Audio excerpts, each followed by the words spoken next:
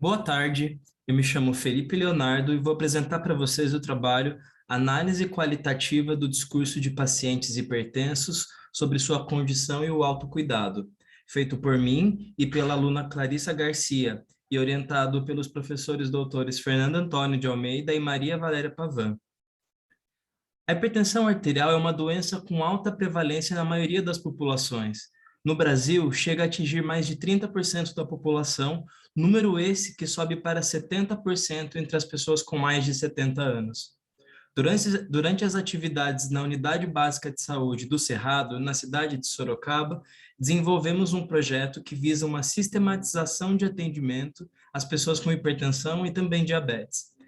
Esta leva em conta o atendimento de enfermagem e a realização de visitas domiciliares, que incluem o controle pressórico, glicêmico e orientação individual e familiar, e tem entre os seus objetivos a avaliação da adesão ao tratamento da hipertensão arterial e a melhora do controle pressórico.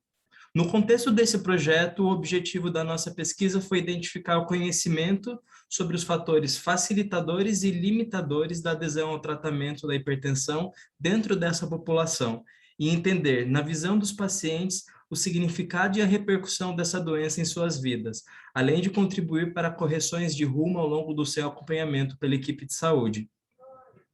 A metodologia empregada foi a da realização de grupos focais, técnica de pesquisa que coleta dados por meio das interações num grupo ao se discutir um tópico especial sugerido pelo pesquisador. Os participantes foram os pacientes que participaram do projeto piloto da própria unidade de saúde. Foram realizados 3 grupos focais com aproximadamente 7 pessoas cada. As perguntas norteadoras foram criadas a partir de uma pesquisa bibliográfica, a fim de captar a maior variedade de respostas, e foram elas: 1. Todo mundo sabe o que é hipertensão ou pressão alta? 2. O que pode causar o aumento da pressão? 3. Quais as consequências da pressão alta? 4. Como podemos controlar ou prevenir a pressão alta? E 5. Como você pode contribuir para controlar ou prevenir a pressão alta? Na análise, tendo em vista a natureza das respostas, essas duas últimas questões foram agrupadas. Essas discussões foram gravadas, transcritas e posteriormente foram analisadas segundo o método da análise do conteúdo de Bardan. A leitura exaustiva dos discursos permitiu que ele fosse organizado em expressões-chave que foram convertidas e agrupadas em ideias centrais. Essas ideias foram divididas a fim de responder às 4 perguntas, das quais eu apresentarei agora as 2 primeiras. A tabela 1 representa uma análise da síntese das ideias centrais referente à primeira questão, que era: todo mundo sabe o que é hipertensão ou pressão alta? A definição de hipertensão ou pressão alta que os participantes deram foram de um valor de pressão alcançado pela aferição com o esfigmomanômetro. Outros a relacionaram a um problema do coração ou dos vasos, e outros associaram a hábitos de vida. Algumas expressões dos participantes representativas foram: mas ela é silenciosa, é uma doença silenciosa, eu não sinto nada no meu caso, relacionadas à ausência de sintomas da doença. Outro: deve ser problema do sangue, né, doutor? Altera a batida do coração.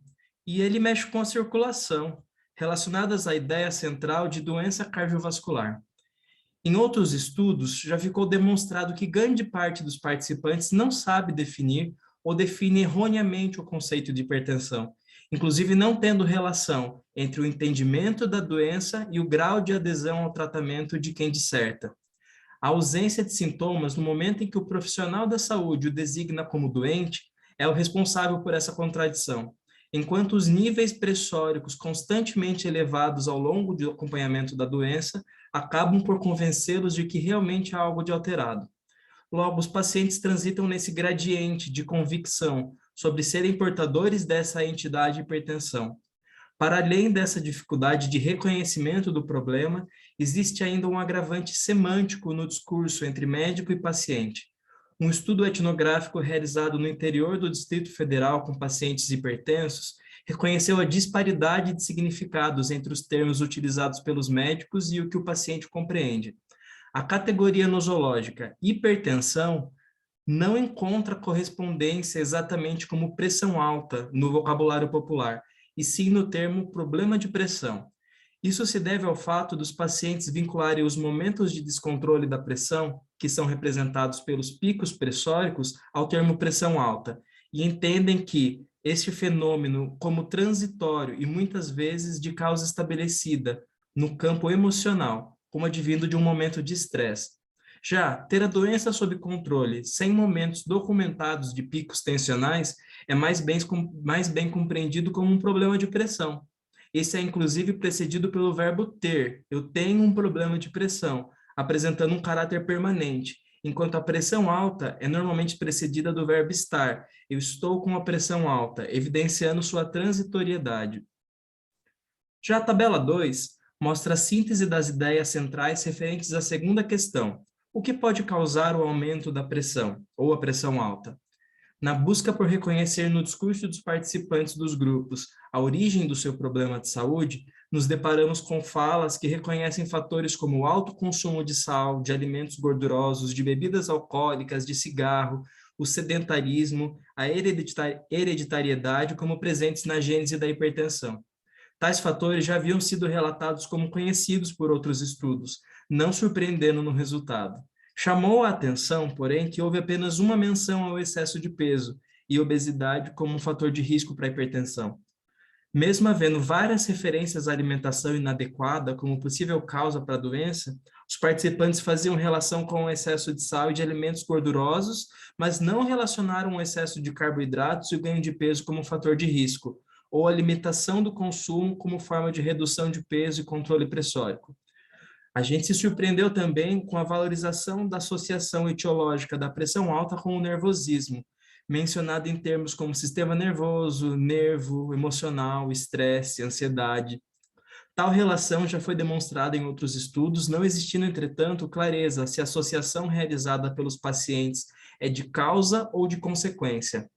É assumido que os pacientes percebem a doença como um termômetro do seu estado emocional, oscilando junto com suas emoções, inclusive tratando as duas coisas como a mesma entidade.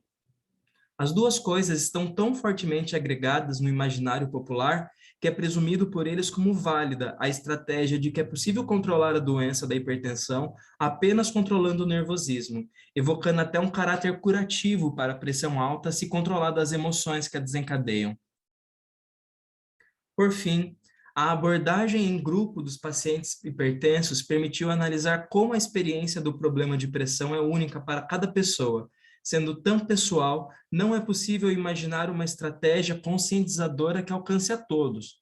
Foi importante confirmar a percepção de que esses pacientes necessitam de profissionais que os escutem, buscando reconhecer os sentidos e graus de importância expressos em suas falas, em contraposição ao uso de jargões cientificistas, biomédicos, por meio de receitas já pré-moldadas para um ser impessoal e de forma generalizada.